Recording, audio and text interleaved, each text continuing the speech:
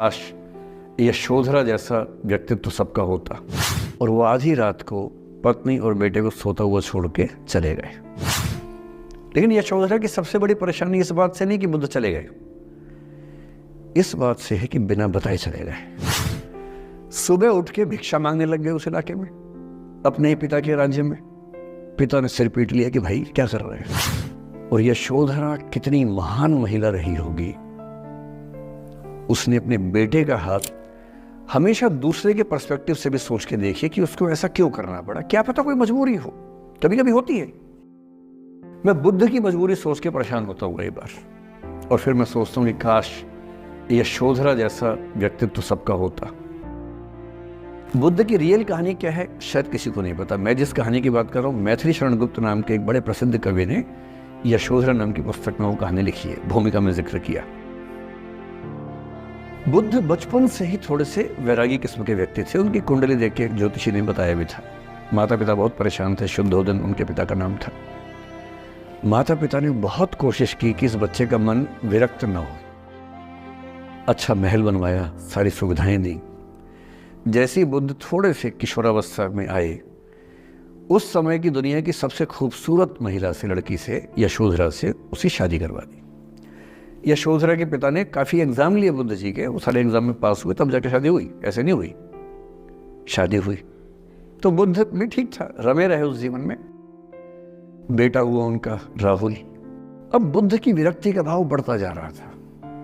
29 साल की उम्र के आसपास ऐसा हुआ कि उन्होंने एक मृत व्यक्ति को देख लिया, एक बूढ़े को देखा, एक भिखारी को देखा, एक बीमार को देखा।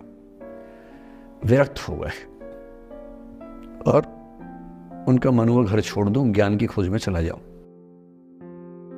अब ज्ञान की खोज में जाएं, उनको पता है कि भाई मेरी पत्नी भी है, मेरा बेटा भी है, राज्य भी है, कैसे छोड़ दूं। छोड़ना जरूरी है। अंदर की आवाज है कि छोड़ो, तुम इस चीज के लिए नहीं बने हो, तुम्हारा स्वधर्म कुछ और है। बाहर की जिम्मेदारी है कि छोड़ नहीं सकते।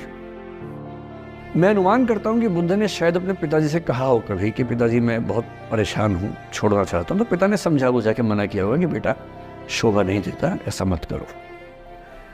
हो सकता है पत्नी से ही बात की हो, पत्नी ने भी कहा हो कि ये क्या बात हुई, हम सबका जीवन तुम पे टिका है, बच्चा अभी बिस्तर से भी नहीं उतरा है, अभी तो चलना भी नहीं शुरू किया है, तुम ऐसी बात कर रहे हो। इसका जिक्र नहीं मिलता इतिहास में कि ये बात हुई कि नहीं हुई। और एक दिन बुद्ध ने तय किया और वो आधी रात को पत्नी और बेटे को सोता हुआ छोड़ के चले गए। इसको बौद्ध परंपरा में महाभिनिष्क्रमण कहते हैं, बुद्ध का अपने घर से निकल जाना। अब बुद्ध चले गए, लेकिन मैथिली शरण गुप्त यशोधरा के पर्सपेक्टिव से बुद्ध को देख रहे हैं। यशोधरा बहुत परेशान है, भाई पति चला गया है, बच्चे का पिता चला गया, मजाक थोड़ना है। राजा परेशान है कि उनका उत्तराधिकारी चला गया है। यशोधरा इतनी परेशान है, बहुत लंबे समय तक छंद आते रहते हैं कि वो कितनी बेचैन है, कितनी परेशान है। लेकिन यशोधरा की सबसे बड़ी परेशानी इस बात से नहीं कि बुद्ध चले गए, इस बात से है कि बिना बताए चले गए, भरोसा नहीं किया। और वो अपनी सहेली से कहती है, सिद्धि हेतु स्वामी गए, यह गौरव की बात। मुझे गर्व है कि मेरा पति इतने महान काम के लिए गया है। सिद्धि हेतु स्वामी गए, यह गौरव की बात, पर चोरी चोरी गए, यही बड़ा व्याघात। सखी सखी वो मुझसे कहकर जाते, कह तो क्या वो मुझको अपनी पथ बाधा ही पाते। क्या मैं रास्ता रोकती उनका। उसके मन में ये मलाल है कि बिना बताए चले गए। वो इस भाव को लेट गो नहीं कर पा रही है, परेशान है। फिर बुद्ध को ज्ञान मिला 6 साल की तपस्या के बाद, बोधगया में बोधि वृक्ष के नीचे ज्ञान मिला।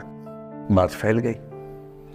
जो 5 शिष्य बुद्ध को छोड़ के भाग गए थे उनके बुरे वक्त में, उन्हीं 5 को बुद्ध ने सबसे पहले ज्ञान दिया सारनाथ में, जिसको धर्मचक्र प्रवर्तन कहते हैं।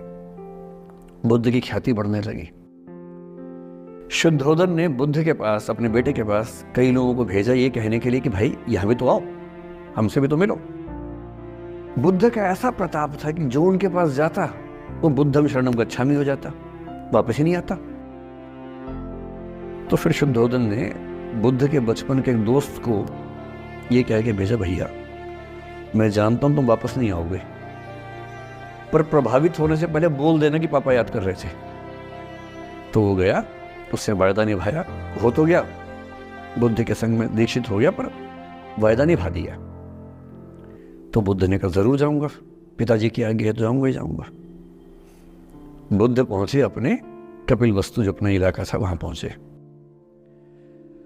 पूरे कपिलवस्तु में, नेपाल सिद्धार्थनगर से नेपाल जाएंगे तो नेपाल बॉर्डर पे ही कपिलवस्तु है। मैं देखने गया था वो जगह जहां बुद्ध पैदा हुए थे, बड़ा सुंदर स्थान है, आप भी जाकर देखें कभी। तो बुद्ध पहुंचे रात को, एक धर्मशाला में रुके। अब वहां हल्ला मच गया कि राजा का बेटा धर्मशाला में। बुद्ध ने कहा भाई मैं देखो राजा का बेटा बन के नहीं आया हूं, मैं बुद्ध बन के आया हूं। सुबह उठ के भिक्षा मांगने लग गए उस इलाके में, अपने ही पिता के राज्य में। पिता ने सिर पीट लिया कि भाई क्या कर रहे हैं। फिर बुद्ध ने सूचना भिजवाई कि मैं बुद्ध हूँ, बेटा हूँ संयोग से, ठीक है मैं आ रहा हूँ मिलने के लिए, पर मैं बुद्ध होके आया हूँ, मेरी चर्या है, नियम है, मैं भिक्षा से ही जीवन जीता हूँ। ठीक है, पिताजी ने कहा चल कोई बात नहीं। फिर बुद्ध गए पिता से मिलने, पिता से मिले, सबसे मिले, भरी सभा में। लेकिन यशोधरा नहीं आई मिलने के लिए, लेट गो नहीं कर पा रही थी।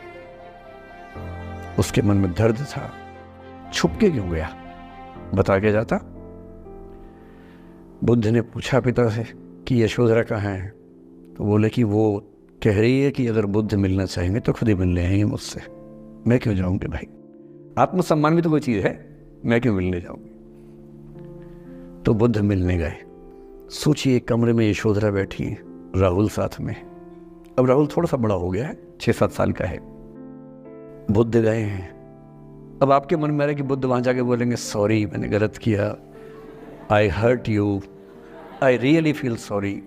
बुद्ध है वो बुद्ध, वहां जाके क्या बोल रहे पता है, भिक्षाम देहि, भिक्षा दो।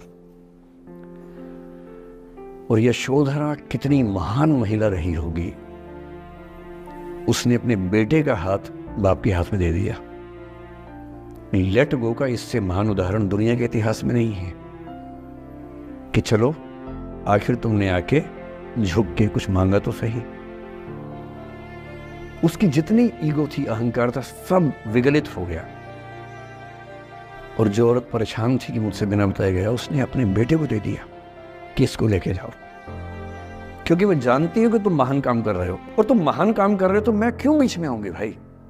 मेरा पति महान काम कर रहा है तो मुझे खुशी होनी चाहिए, और तुम्हारी उस खुशी में मैं क्यों पीछे हटूं। बस मुझे भरोसे में लेके जाते तो और खुश होती।